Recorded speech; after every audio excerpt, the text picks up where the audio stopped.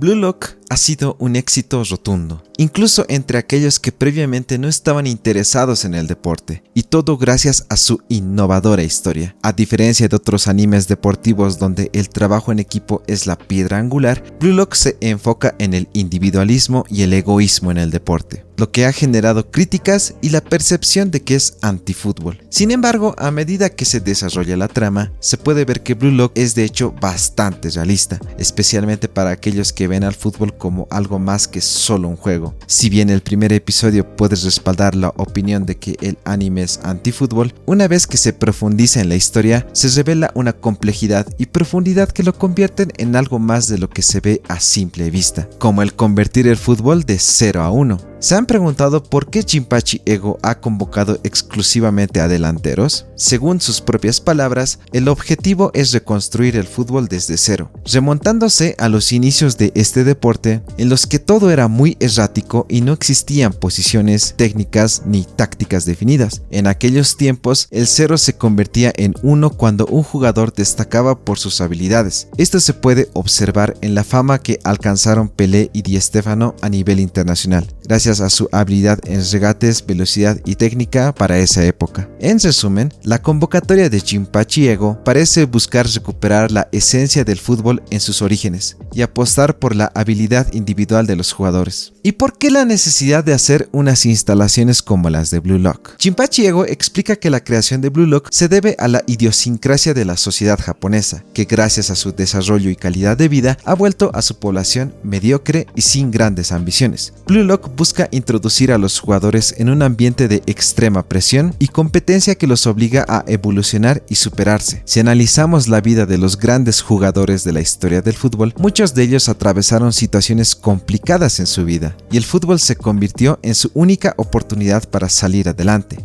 En resumen, Blue Lock busca cultivar jugadores capaces de enfrentar situaciones extremas y sacar lo mejor de sí mismos, para así llevar al fútbol a un nuevo nivel de excelencia. Y esto nos remite a cómo las cualidades de un jugador definen su posición y así lograr su máximo aprovechamiento en el esquema del equipo. Es común que cuando somos niños y queremos comenzar a jugar fútbol de forma profesional, nos sintamos atraídos por los delanteros, los cuales suelen ser los que más atención reciben por su rol de anotar los goles. Sin embargo, al entrar al mundo semiprofesional, nos encontramos con jugadores de diferentes habilidades y características, lo que nos obliga a adaptarnos y en muchos casos a cambiar de posición en el campo para ajustarnos al funcionamiento del equipo. Aunque al principio puede ser difícil aceptar que nuestras habilidades no nos hacen destacar como delanteros, es importante tener en cuenta que cada posición en el campo requiere de habilidades y características específicas, que si se trabajan adecuadamente pueden hacernos excelentes jugadores. En Blue Lock se puede observar cómo a medida que avanzan las pruebas, los jugadores van encontrando posiciones en las que sus habilidades encajan mejor, algo muy cercano a lo que sucede en la realidad. Otro concepto que me encantó del anime es el de la suerte, el cual se puso en evidencia en la derrota del equipo de Isagi contra el de Rin. La suerte no llega por sí sola, es necesario buscarla y trabajar duro para conseguirla. Por ejemplo, podemos analizar el siguiente remate de penal que definió una clasificación en un partido de Champions. Es el último segundo del partido. Todos los jugadores esperan expectantes detrás de la línea del área, ansiosos porque se concrete el gol. El arquero del equipo rival logra tapar el primer remate. De repente alguien da un cabezazo que pega en el travesaño, pero aún hay un último jugador que logra rematar.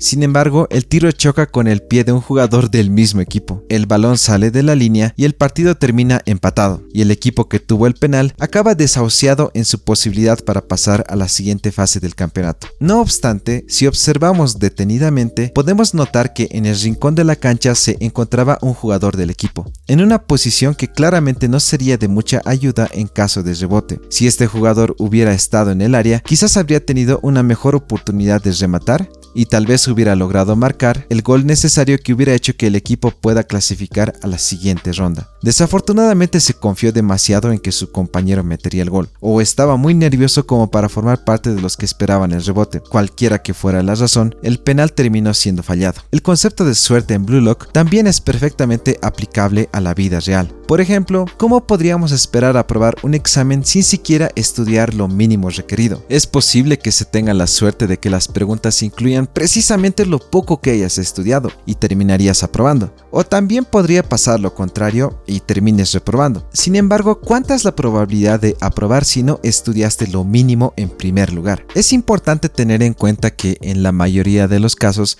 el éxito se logra gracias a la combinación de preparación y oportunidad. Por lo tanto, es fundamental que en la vida hagamos nuestra parte, preparándonos adecuadamente para así poder aprovechar al máximo las oportunidades que se nos presenten en la vida. La suerte no les va a llegar nunca a los que tengan mentalidad de perdedores. Y finalmente tenemos el egoísmo en Blue Lock. El concepto de egoísmo en Blue Lock es muy interesante, ya que muestra cómo puede ser dividido en dos tipos: el egoísmo bueno y el egoísmo malo. Por ejemplo, si te pones a hacer trampa o a traicionar a tus compañeros, como Kwon al principio, quizás puedas llegar a un punto en el que parezca que estás ganando, pero eso no hará que dejes de ser un mediocre.